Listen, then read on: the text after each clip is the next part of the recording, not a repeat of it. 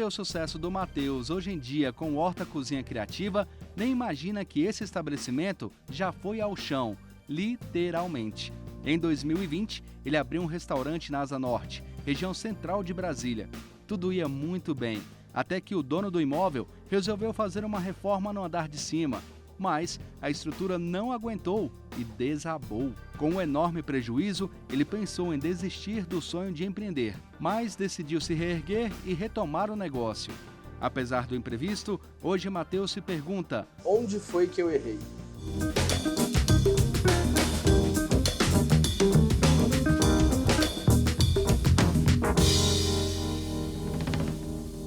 Perguntinha difícil de responder, hein? Mas a gente veio encontrar com o Matheus justamente para entender onde foi que ele errou. Matheus, obrigado por receber a gente, viu? Obrigado a vocês, gente. Quando você decidiu empreender, Matheus? Cara, foi há 4, 5 anos atrás, né, quando eu comecei nessa área do empreendedorismo de gastronomia, que foi lá na 713 Norte, que foi onde a gente começou o primeiro Horta, né? E naquela época, assim, com menos experiência, entendendo menos do mercado e mais como chefe de cozinha, né? Abrindo um estabelecimento. Só para a gente situar quem está assistindo a gente, 713 é uma quadra aqui da Asa Norte, em Brasília. E Asa Norte é um bairro de Brasília. Quando você foi abrir essa empresa, você fez o planejamento dela bem bonitinho, certinho? Ou teve um pouco de planejamento, mas foi meio que seguindo o sonho? Foi mais seguindo o sonho, a gente fez um plano de negócio e tal, pesquisei o que eu queria trazer de comida, né? Que era essa ideia de trazer algo mais natural de uma forma mais democrática, né? Mas sem tanto estudo financeiro, sem tanto esse estudo sobre como é ter um negócio.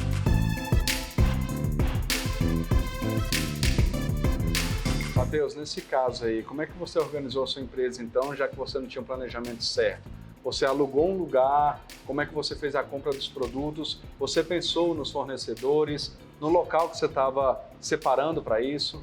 Sim, a gente pensou dentro das possibilidades, né? A gente sempre pensou estar próximo a servidores públicos, porque Brasília tem essa identidade.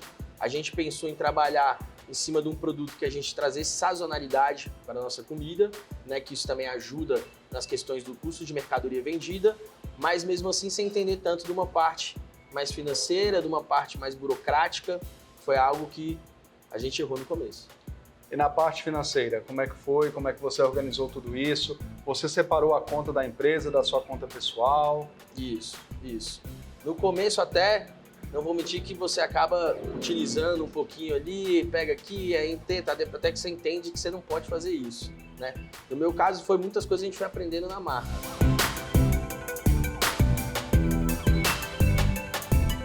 Matheus, qual foi a maior dificuldade que você teve nessa época? Cara, a maior dificuldade na realidade foi a caída do prédio em cima do restaurante, né? Que a gente tem uma história bem legal para contar, que foi a caída do prédio em cima do nosso restaurante, que fez a gente ter que parar de trabalhar durante um ano enquanto a gente ia para outro ponto. A gente vai mostrar as fotos dessa queda, a gente está vendo agora também as fotos de como é que ficou esse prédio depois que ele caiu.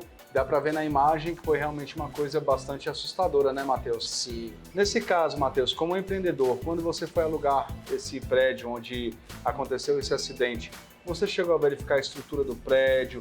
Você chamou o corpo de bombeiros, por exemplo? Enfim, como é que foi isso? Sim, a gente chamou o corpo de bombeiro. O prédio, na realidade, ele era um prédio que ele estava tudo bem. A grande nuance foi que o dono do prédio foi fazer uma obra onde ele não verificou que as paredes de sustentações do prédio eram as vigas do prédio. Isso fez com que o prédio desabasse. Matheus, como empreendedor, é claro que a gente não tem como prever um acidente desse, mas você acha que faltou naquela época talvez guardar um pouco mais de capital, separar um dinheiro para uma emergência? A gente não pensa na queda de um prédio, mas pelo menos para ter para uma emergência, alguma coisa assim?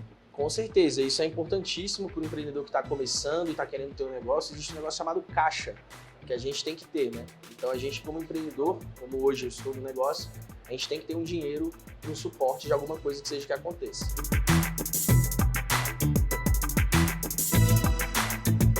Olhando assim para trás, onde você acha que você errou? Quais foram os pontos que você deveria ter feito diferente?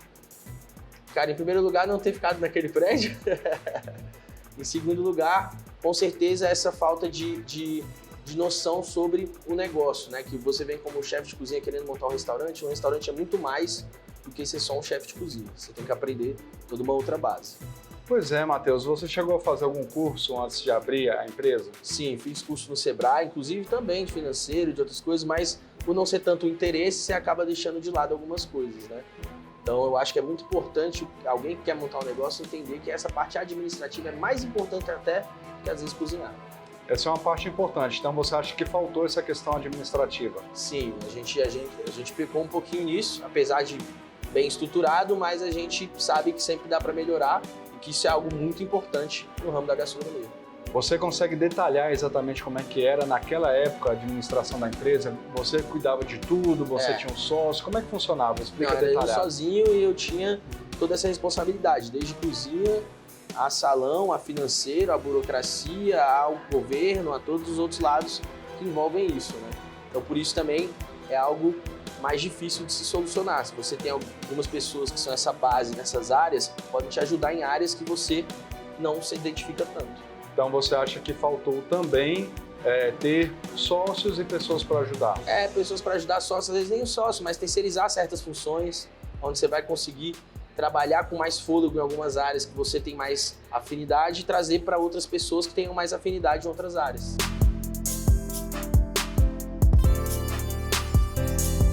E com relação ao financeiro, como é que você organizou a empresa? Como é que você separava o dinheiro para comprar produtos, para tirar o seu lucro também, ter funcionários, como é que era? Isso, a gente trabalhava em cima de tudo, né? Do CMO, que é o custo de operação, sabendo quanto que você vai ter de custo daquela operação, o CMV, que é o custo de mercadoria vendida, onde você tem que trabalhar ali entre 30% a 35%, que é uma dificuldade muito grande hoje nos restaurantes. Até hoje a gente tem dificuldade com isso, porque é algo que é complicado. Ele é sazonal também, tudo muda, toda hora o preço aumenta, então você tem que estar bastante de olho nisso. E com relação à taxa de cartão, você tem que estar de olho, com crédito, com outras coisas que você também tem que estar acoplando isso tudo. A precificação, como é que era na época? Cara, pelo fato de eu trabalhar na área, a gente já tinha a precificação correta devido a entender sobre isso, né? Então a gente já tinha esse cálculo bem estabelecido, né? O que eu mais senti dificuldade naquela época foi essa parte de, sabe, vai entrar o dinheiro, o crédito, quando ele vai entrar, você tem que estar sempre planilhando, mostrando dia após dia quanto que está entrando de dinheiro, quanto que está saindo, quanto que entrou de cartão, de crédito, quanto que vai entrar de débito, para você conseguir pagar suas contas sem ter que utilizar do seu caixa. E na época você conseguiu fazer isso? Você conseguiu se preparar para isso? Na marra, mas sim. Mas bastante na marra. Foi uma época. Por que foi na marra? Porque eu tive que aprender muita coisa no meio do momento, em vez de ter trazido isso anteriormente, né? Ter estudado mais sobre financeiro, ter estudado mais sobre o negócio, para trazer já de uma forma mais eficaz.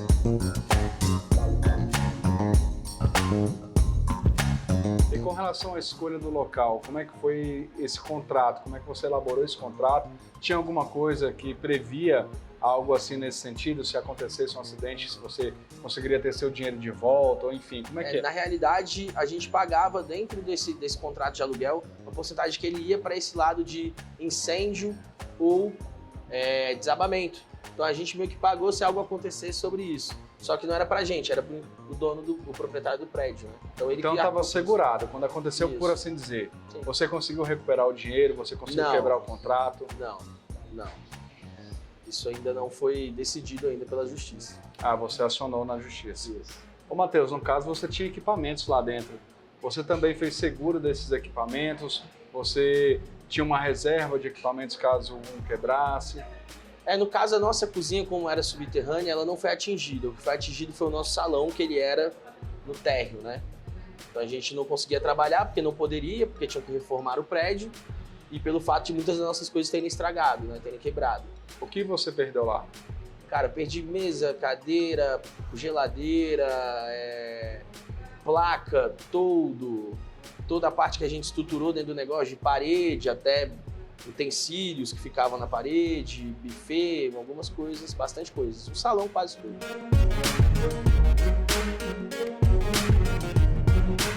No caso, você conseguiu se reorganizar para amenizar esse prejuízo na época com o caixa que você tinha? Não, porque os nossos negócios hoje é muito maior, né? Então, quando a gente veio para cá, a gente ainda teve que ter mais aporte financeiro teve que, claro, a gente conseguiu trazer algumas dessas coisas que ficaram da outra loja, principalmente a cozinha, para cá. Algum desses móveis até que estão aqui, a gente conseguiu reutilizá-los e fazê-los de uma forma diferente para trazer para cá, para não ter que ter esse custo, né? Mas mesmo assim com aporte financeiro.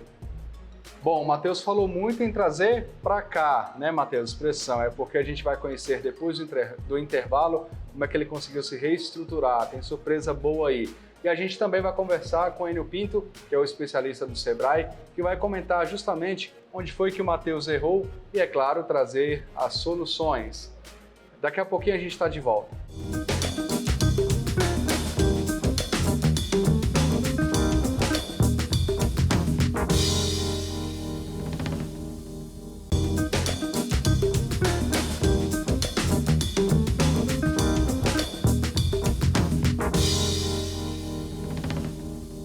Estamos de volta e hoje conhecendo a história do Matheus, que abriu um restaurante, mas aí teve uma série de problemas, teve que fechar, incluindo a queda do prédio, que não dá para prever, mas hoje em dia tem como fazer um seguro, alguma coisa assim, né? Matheus, tirando essa questão da queda do prédio, voltando um pouquinho do que a gente conversou no primeiro bloco, onde você acha que você errou naquele momento? Cara, voltando à época, a gente estava numa época de pandemia, começando uma pandemia, talvez esperar um pouco mais o que era o desenrolar daquela situação, né? Estudar um pouco mais sobre financeiro, sobre administrativo, que é algo importante dentro desse setor gastronômico, né, que a gente tem hoje. Um pouquinho de estudo. Até a relação com os funcionários, né, também. Com certeza. Deixar tudo estruturado, direitinho, né? Sim, muito importante, né? O RH, a gente saber como lidar com as pessoas, isso é uma área muito importante, que a gente também, dentro de uma cozinha, tem uma vertente muito voltada para um outro lado, né? Mais de hierarquia e tudo mais, mas que eu acabei me dando bem nesse sentido, porque eu trouxe esse outro lado da moeda. Bom, a gente vai conversar agora com o Enio Pinto, especialista do Sebrae, que está lá em nossos estúdios. Enio, é com você. Onde foi que o Matheus errou, hein? Qual é a importância de saber lidar com a parte administrativa do negócio? Grande Márcio Fontinelli, olá Matheus, vamos lá para as nossas dicas de hoje. A primeira questão, Matheus, essa parte mais burocrática, mais administrativa. O nosso entendimento é o seguinte, burocracia quando é em excesso, de fato compromete, atrapalha, mas alguma burocracia serve até para organizar um pouco o seu negócio, principalmente nesses aspectos administrativos. A dica de ouro aqui é contrate um bom escritório de contabilidade. O Sebrae tem pesquisas feitas junto aos pequenos empreendedores e a questão é, a quem você, empreendedor, recorre num primeiro momento de dificuldade? E a resposta é sempre ao meu contador. De alguma maneira, o contador já está na tua folha, você já tem um contrato permanente de assessoria com o seu contador. Então, essas questões mais tributárias, mais legais, mais trabalhistas, deixe por conta do teu contador. Hoje existem, inclusive, escritórios de contabilidade especializados em determinados segmentos de setores empresariais. Procure esses mega especialistas e você vai estar fazendo a coisa certa. Qual é a importância de ter uma reserva para emergências que não se pode prever? Matheus, lamentável essa questão do prédio em que você estava operando desabar. E aí vem as questões da famosa reserva técnica. A reserva técnica ela está contemplada em toda a literatura que fala de gestão de negócios. E ela era pouco considerada até esse período de pandemia que vivemos recentemente. Ninguém podia imaginar, né, uma catástrofe como a pandemia, um evento planetário. E aí todos, a partir de então, começaram a contemplar no seu planejamento a reserva técnica. Como é que a gente orienta essa reserva técnica? Veja, a operação de um empreendimento ela tem dois grandes grupos de custos.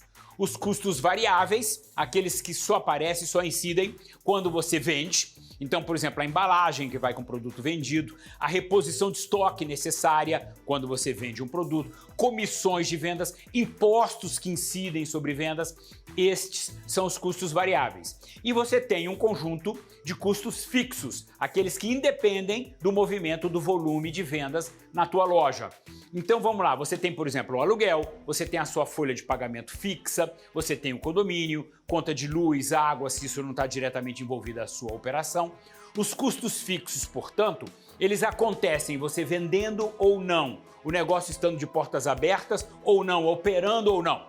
Então, qual é a orientação da reserva técnica? Que você tenha recursos provisionados para honrar os seus custos fixos por um período de pelo menos 6 meses. 6 meses de custos fixos te dão uma reserva técnica que vai te garantir bastante tranquilidade. No começo, o Matheus misturava as finanças pessoais com as da empresa. Qual é a sua orientação para separar essas contas com inteligência? E aí, Matheus, essa história de você ter as suas contas pessoais, pessoa física, PF, misturada com PJ, com a pessoa jurídica, é muito recorrente. A gente já tratou disso aqui em outros momentos. Mas veja, tudo que qualquer negócio hoje persegue é ter uma atuação data-driven, ou seja, dirigido por dados. Você tomar decisões, que é o dia a dia de um empreendedor, baseado em históricos, baseado nos seus dados de vendas pregressas, de custos pregressos, de investimentos pregressos. Então, a partir do momento em que você mistura PF com PJ, você não tem mais seriedade, confiabilidade nesses dados. Eles não são mais fidedignos. E aí você vai tomar decisão em cima de dados que são inconsistentes. Todo negócio precisa ser medido. O que você não pode medir, você não pode gerenciar. Então é fundamental que você faça essa separação. De que maneira? Criando controles gerenciais básicos. Qualquer manual de gestão, qualquer consultoria, qualquer agência do Sebrae vai te passar o que são os controles gerenciais básicos. Um contas a pagar, um contas a receber, um fluxo de caixa, um caixa diário, controles de estoques.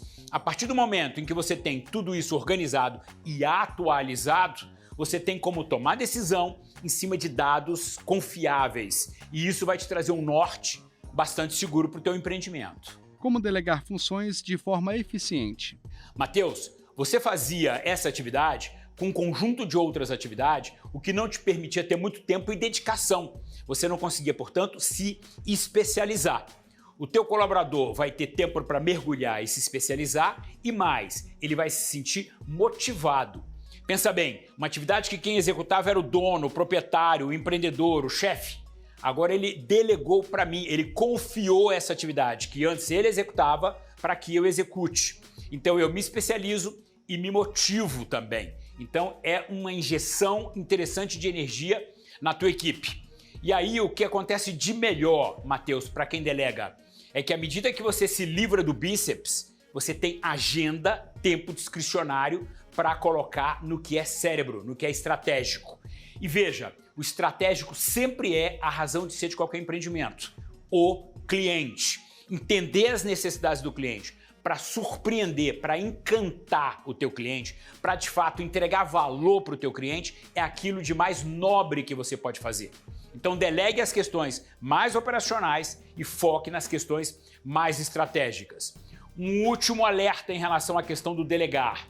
Muita gente entende o delegar como delargar. Entregou ali, pronto, ufa, tô livre disso, agora é contigo. Não, requer supervisão do empreendedor. Monte aí uma pequena agenda de pontos de controles semanais para que você acompanhe aquela função que foi delegada para o teu colaborador. O que mais o empreendedor deve se atentar ao abrir um negócio de gastronomia? Montar um empreendimento de gastronomia é muito mais do que a mão na massa dentro da cozinha.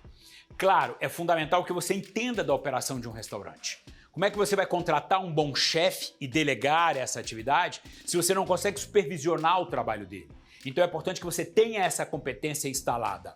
Mas assim, muito mais relevante é você interagir com o teu público no teu salão de vendas, junto às mesas, junto ao usuário do teu restaurante. Delegue essa função. Na verdade, se você puder delegar ao máximo de todas as funções operacionais para que você interaja com o teu público, visite a concorrência, se especialize, viaje, porque gastronomia pelo mundo vai te trazer excelentes insights que você pode aproveitar no dia a dia do teu negócio. Lembre-se sempre, os negócios têm 3 grandes frentes. Uma mais operacional, que no teu caso é cozinha mesmo. Uma mais de técnicas de gestão, você criar controles, formação de preço, processo seletivo do teu time, estoques, negociações com fornecedores, contador, bancos e tal, a parte mais de gestão administrativa do empreendimento. E o terceiro ponto, que é o aspecto atitudinal que também precisa ser lapidado. Delegue o operacional com supervisão e se dedique mais às questões de gestão e às questões de lapidar a tua atitude, o teu perfil empreendedor. Matheus, e aí uma mensagem final é a seguinte, meu amigo. A dinâmica de gestão dos negócios está cada vez mais acelerada. Todo dia tem inovações, tem disrupção, tem ineditismo em todos os seus segmentos. No teu, então, veja, o cliente cada vez mais paga preço e quer receber valor. Ele quer ir a um restaurante para se alimentar, é claro, mas ele quer entretenimento, ele quer atendimento classe mundial, ele quer estacionamento, ele quer segurança, ele quer formas plurais de pagar, ou seja, ele quer entregar um preço e receber valor, que é o benefício concreto do que ele está pagando, mas dentro de uma experiência memorável. E aí o que é fundamental? Você ter tempo disponível para estar buscando vanguarda e agregando cada vez mais valor ao teu negócio e capacitação continuada. Não adianta contar com um pequeno conhecimento estocado durante o tempo em que você se capacitou para fazer essa gestão. Você tem que se lapidar, se profissionalizar cada vez mais, se reinventar. Então, um processo de capacitação permanente e continuado, Matheus. Márcio, volto a bola para você e, Matheus, siga nos acompanhando aqui no canal Empreender.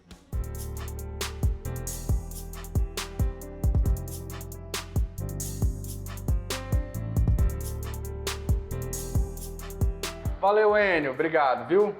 Matheus, o tempo passou, você passou por todo esse perrengue, o prédio caiu, má administração, mas você não desistiu. Eu queria saber como é que você está hoje.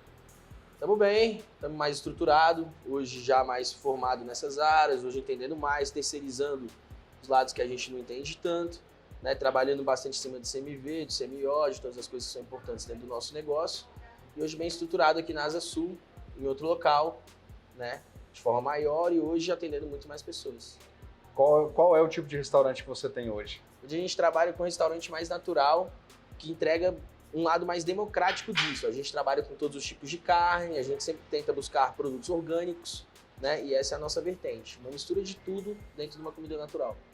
Matheus, a partir de tudo que você viveu, qual foi o erro que você cometeu no passado que hoje você fala, isso eu não erro mais?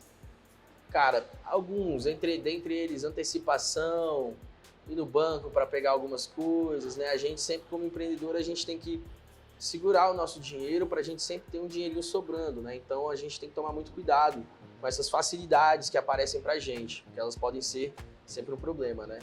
Matheus, a partir de tudo que você viveu, eu queria que você desse uma dica para quem está assistindo a gente e talvez esteja passando pela mesma situação, está ali preocupado, como é que faz para resolver. Então, qual é a dica que você daria para esse telespectador ou telespectadora? Procurar alguém da área que traga essa consultoria aonde você precisa. Ache seu gargalo, procure esse consultor. Matheus, parabéns pela sua história. Muito obrigado pela sua participação com a gente. Valeu, viu? Irmão. Obrigado Superação. a vocês. Amém. Conseguiu. Amém. Valeu. Tamo junto. Onde foi que eu errei? Termina por aqui. Obrigado pela sua audiência. E na semana que vem a gente volta com mais uma história de empreendedores que não deram certo no começo, mas que em alguns casos conseguem se superar no final. A gente se encontra. Canal Empreender. Assistir já é um bom negócio. Tchau.